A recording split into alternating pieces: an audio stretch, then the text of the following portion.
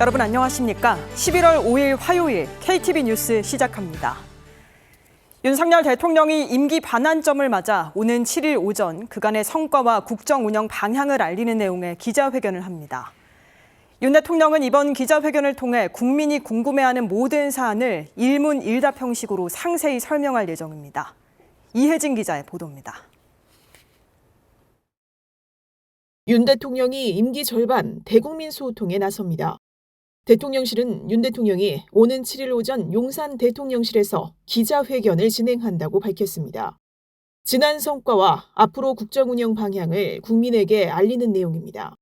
대통령실 관계자는 윤 대통령이 그동안 기자회견을 준비해 왔는데 이왕이면 순방 전 국민에게 말씀드리면 좋겠다는 참모진의 의견을 받아들여 기자회견을 열게 돼 있다고 전했습니다. 윤 대통령은 이번 기자회견을 통해 국민이 궁금해하는 모든 사안을 일문일답 형식으로 상세히 설명할 예정입니다. 이와 별도로 대통령실 핵심 참모진이 임기 절반 정책 성과를 설명하는 자리도 마련합니다. 성태윤 정책실장이 국정 성과와 향후 과제를 국민에게 알리는 임기 절반 국정 성과 설명회가 예정돼 있습니다. 6일엔 김태효 국가안보실 1차장이 외교안보 분야 성과와 추진 계획을 브리핑할 계획입니다. 오는 10일 임기 반환점을 앞두고 윤 대통령은 계속해서 4대 개혁 추진에 고삐를 쥐고 있습니다.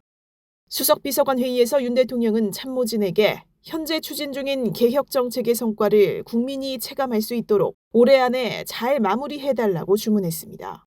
지난주 수석비서관 회의에서도 4대 개혁이 곧 민생이라며 정책 추진에 박차를 가하라고 지시했는데 이번에도 또 한 번 속도전을 독려한 겁니다.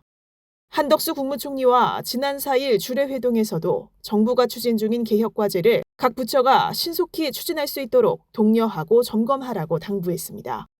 같은 날 국무총리 대독으로 진행된 시정연설에서 개혁을 19차례 언급하며 4대 개혁 추진 의지를 강하게 표명하기도 했습니다. KTV 이혜진입니다. 대통령실 관계자는 미국 대통령 선거와 관련해 어떤 결과가 나와도 잘 대응할 준비가 돼 있다고 밝혔습니다. 이 관계자는 미국 선거 결과에 따라 중국과 러시아, 유럽연합은 물론 한국과 일본 정치 상황에도 영향을 미치는 중요한 한 주가 될 것이라고 전했습니다. 이와 함께 북한군의 러시아 파병에 따라 우리 정부도 대응이 필요한 상황이며 미 대선 결과가 우크라이나 전쟁과 한반도 정세에 영향을 미칠 수 있다고 언급했습니다. 북한이 동해상으로 단거리 탄도미사일 여러 발을 발사했습니다. 미국 대선 직전 도발을 감행한 건데요. 군 당국은 명백한 안보리 결의 위반이며 결코 좌시하지 않을 것이라고 경고했습니다. 김연아 기자입니다. 북한이 미국 대선을 앞두고 단거리 탄도미사일을 발사했습니다.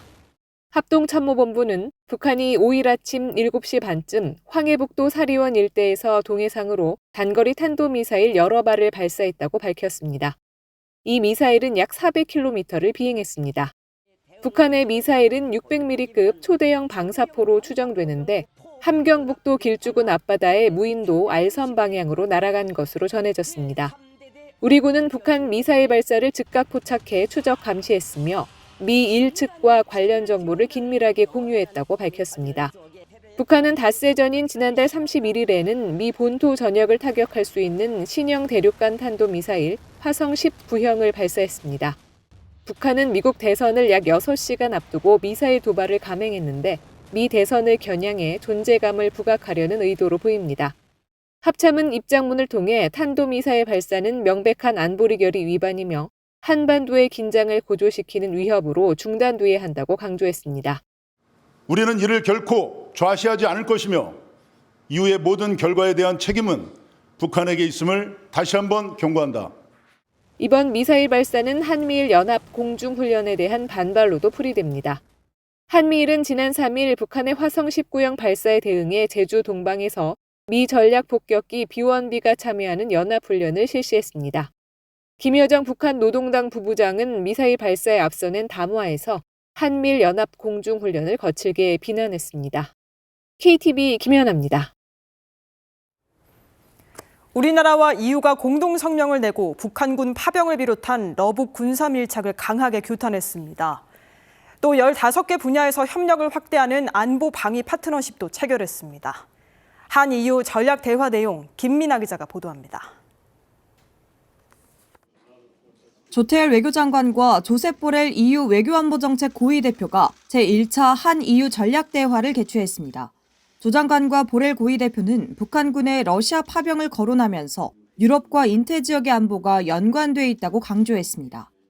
Korea and in Ukraine, they are far away, but they are interlinked, including the deployment of North Korean troops in Russia. 양측은 러북 군사 밀착을 강력히 규탄하는 공동 성명을 채택했습니다.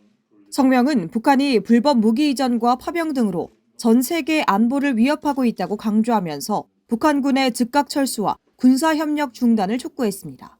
이번 회의 계기 한-EU 안보방위 파트너십 합의 문서도 채택됐습니다. 양측은 북한의 불법적 사이버 활동, 군축 비확산, 방산 등 15개 안보방위 분야에서 협력을 도모하고 글로벌 안보 위협에 공동으로 대응하기로 했습니다. The Security and Defense Partnership will reinforce our strategic partnership, enabling us to address common security challenges together. 파트너십 체결로 우리나라와 EU는 외교 국방 국장급 인사가 참여하는 안보 방위 대화를 정례적으로 개최하고 한-EU 간 전략적 동반자 관계를 강화해 나갈 방침입니다. KTV 김민아입니다. KTV 뉴스를 마칩니다. 저희는 내일도 국정 소식을 한 걸음 더 빠르게 전해드리겠습니다. 시청해주신 여러분 고맙습니다.